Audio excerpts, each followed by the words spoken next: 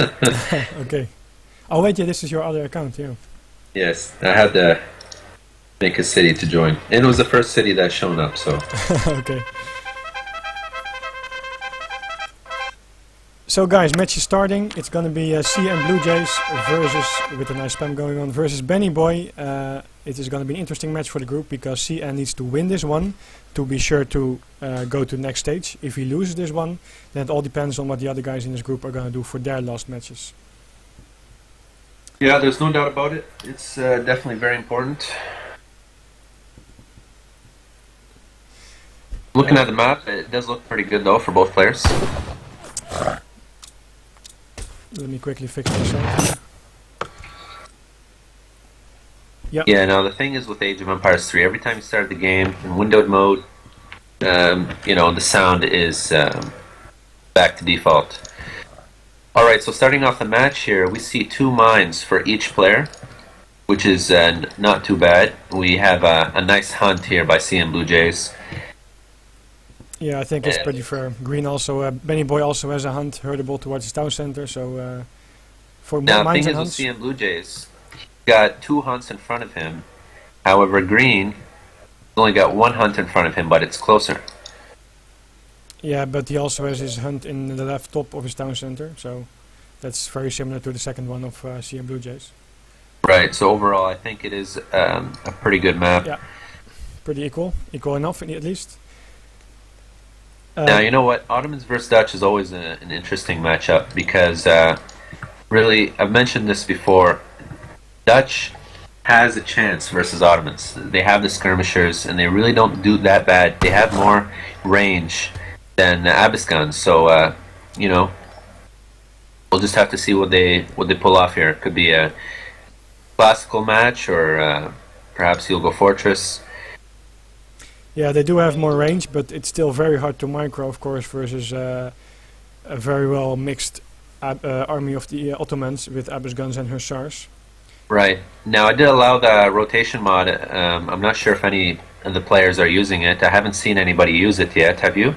I think maybe one, but not many at least. No, maybe one, or if at all. Right. Now, I've already said this, but the rotation mod is just really good for the defensive civilizations, and such as the Dutch, and because of the banks and the bank rotation. And as it is, Dutch is not one of the top civilizations, so I didn't think it would matter too much. Yeah, so basically what Six is referring to is, if you see on my screen now, if you would rotate the banks, you could, for example, get a bank over here and in this part and over here as well. And that way you can create like a defensive wall with your buildings instead of just having to wall it off with extra wood. But in the end, indeed, Dutch is not considered the top 5 civilizations in this tournament. So that makes less of a difference. Right, it helps out Dutch essentially a little bit, right? Yes. But it also depends on how you spawn anyway, because sometimes you just spawn that the banks are already in a kind of right position. So then it matters less. I do want to mention to players they had a problem with Yukon as the third map. That's likely to change. So keep an eye out for Sunday, and it should be announced then. Yeah, we can discuss a little bit later on after this game. I think it's better. Right. Yes. Definitely. What we see here is that BanyBoy has picked up 75 coin, and BanyBoy also picked up 60 food. So there's a little bit more treasure for him. And of course both picked up the easy beavers around the town center. Well, you know what? The treasures has been even for both players because BanyBoy's got 2 treasures, the other one got 3, but they're still very small ones, so nothing too significant. Well, yeah, it's just a little bit ahead. It's not that much, that's true. Maybe 20, 30 gold ahead.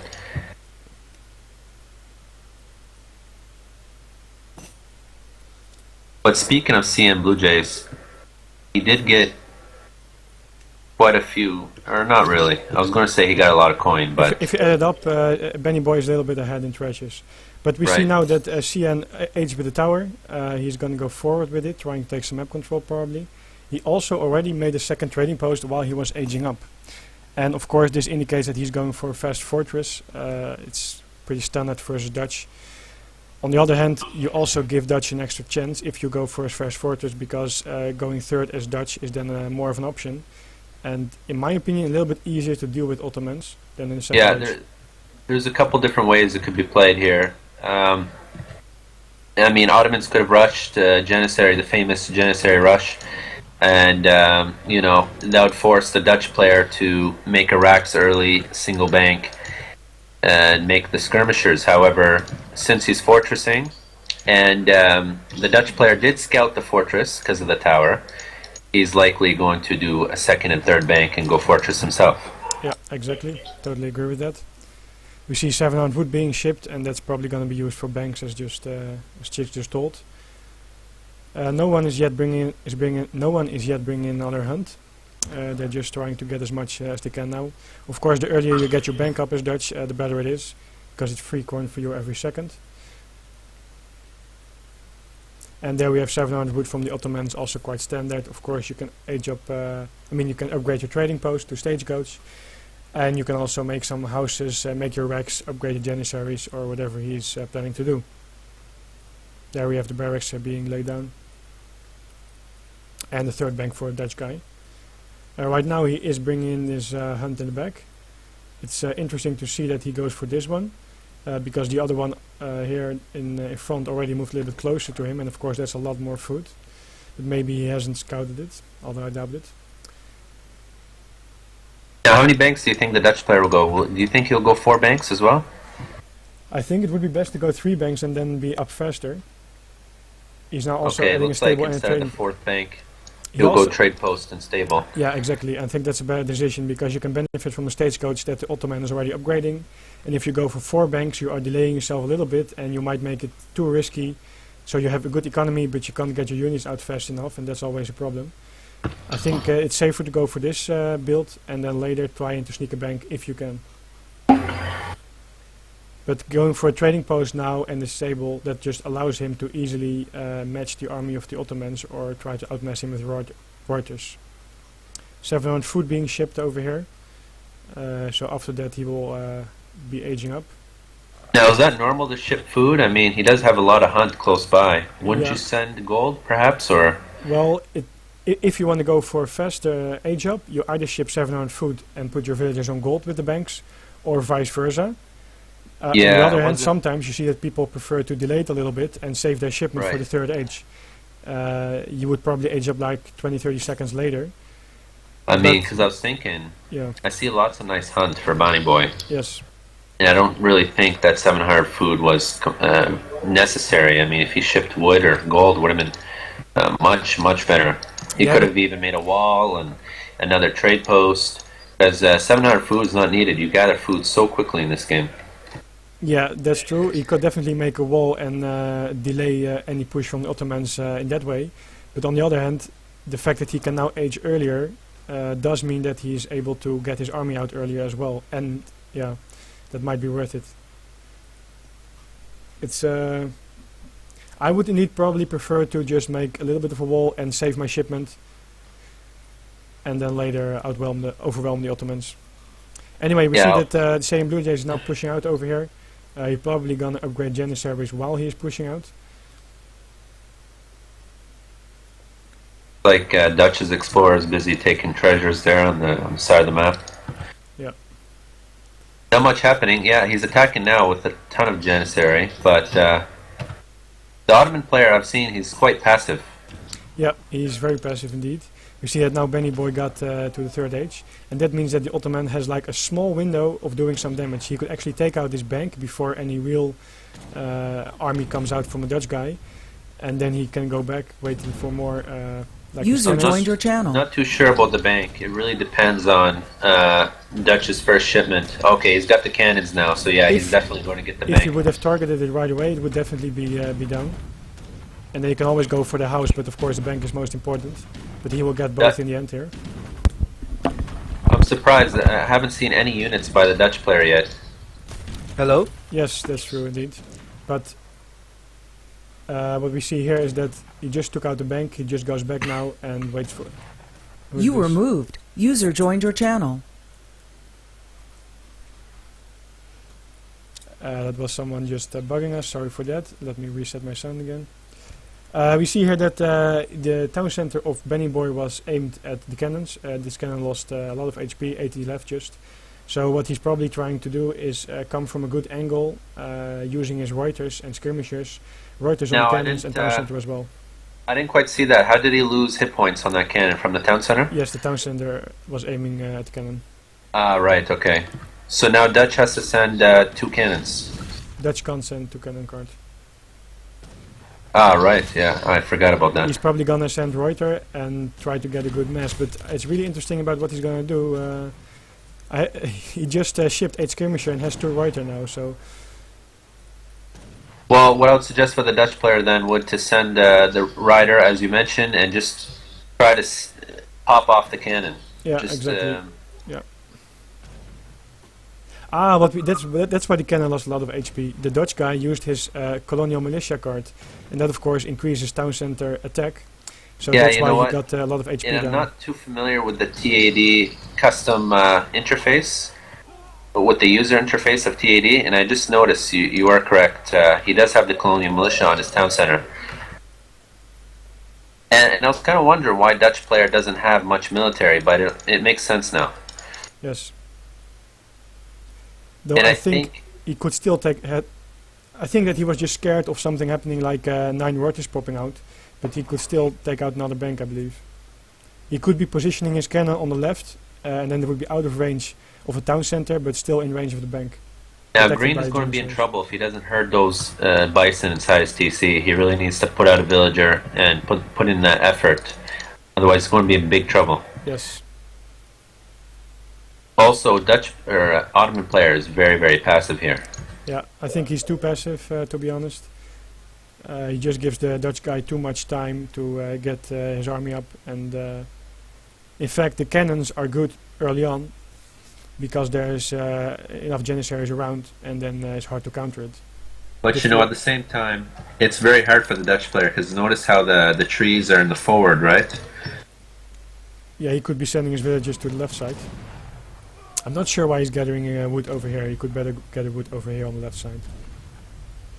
But we see it every time he's coming in here. He's of course trying to use his town center to shoot at the cannon with 135 attack. And keep in mind, he doesn't need 10 villagers for this. He only needs like 7 or 8. That I think 7. town center is so lethal.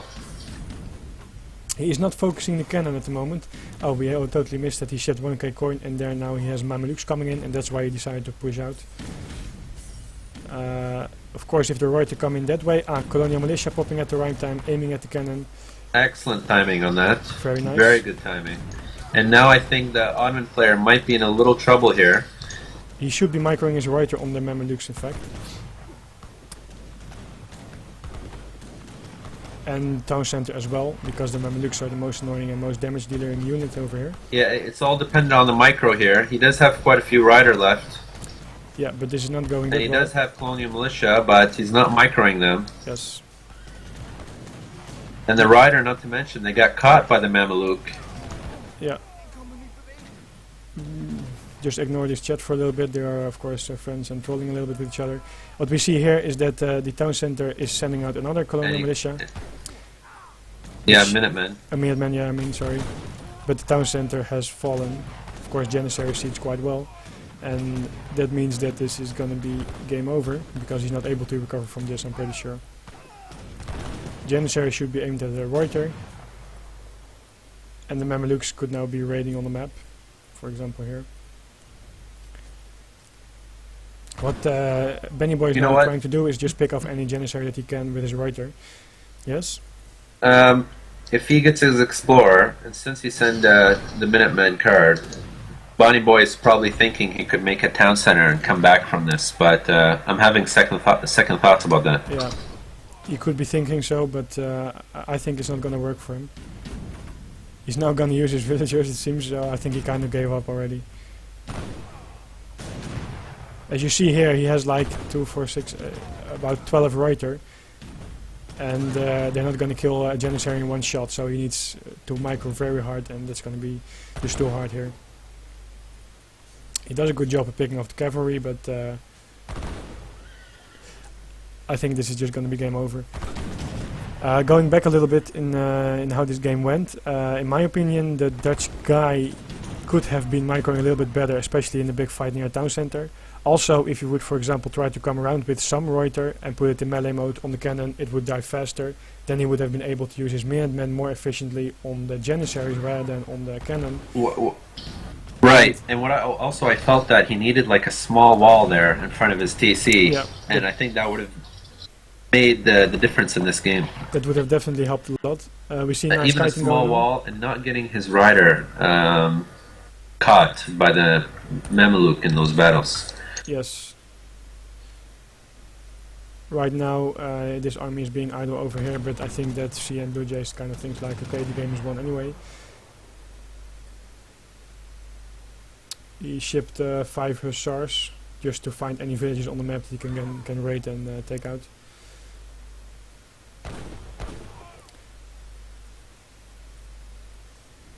So basically that means no more stable, and the villagers... I'm not sure why he's not resigning anyway. He lost all his villagers, and this is just bullshit.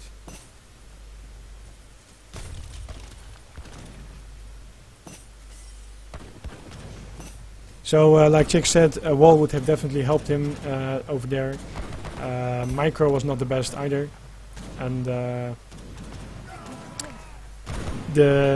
he chose to go for the Colonial Militia card. That means, of course, you have later even another shipment not wasted but invested in the militia instead of, for example, more Reuter or Skirmisher.